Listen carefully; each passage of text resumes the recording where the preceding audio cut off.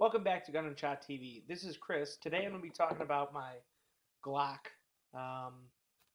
Probably everybody out there owns a polymer pistol at this point. If not, I'll give you a couple reasons that I picked the one I picked.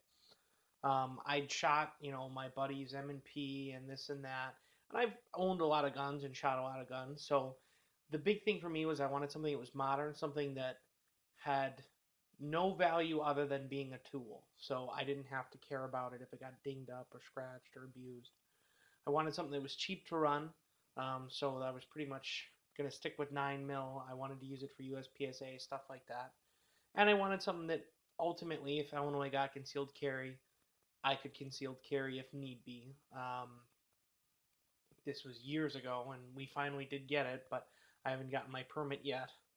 But in this case, it's a Glock 19. That's the mid-size. The big reason I went with Glock was I really liked the feel. I like the fact that I can get any part and pretty much fix it myself if I want to. Everything is pretty easy to take apart. If you want to get into the components, take out the mag, make sure it's unloaded, dry fire it. I like to use my right hand to pull the slide back a tiny bit. Hold on the takedown lever. And now you can take out your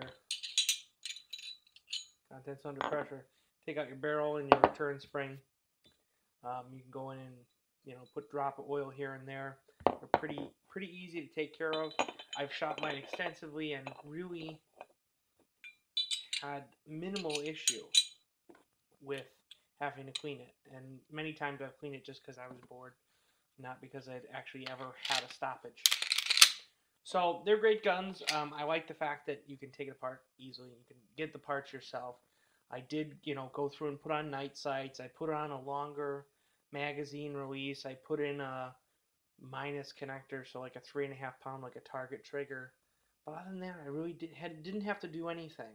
Now, at the time I bought this, the Gen 4s had just come out, and there was a bunch of issues with Gen 4s having spring issues or ejection issues and this and that.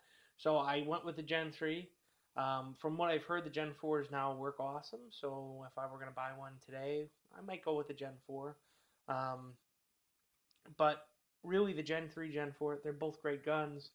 They'll both do exactly what you want. You don't really have to take care of them, any of that stuff. So really neat guns. Like I said, I'm sure everybody already has a Glock review video of some flavor.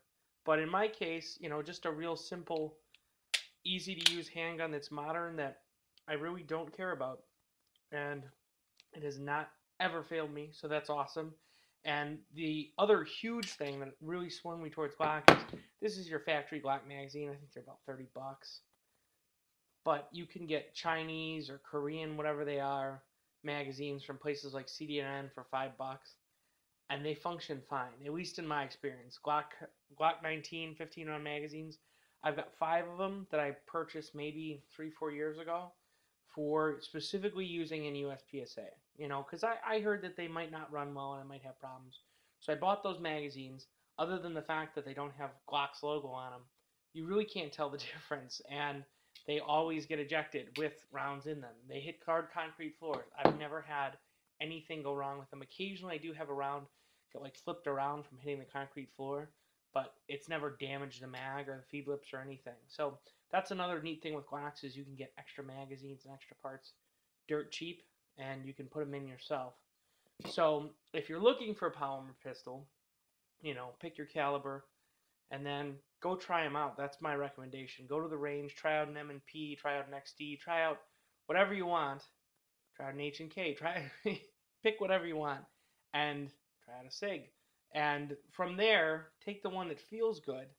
Take the one that's in your price range. Take the one, whatever your criteria is. Because everybody likes to say, well, one's better than the other. In reality, they're all a little bit different, but they're all pretty modern, reliable pistols. So it's really about your personal preference, what fits your hand best.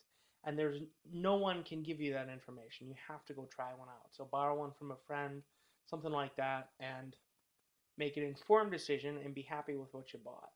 So for Gun&ShotTV, this is Chris saying have a rootin' tootin' drunken shootin' day. Thanks for watching.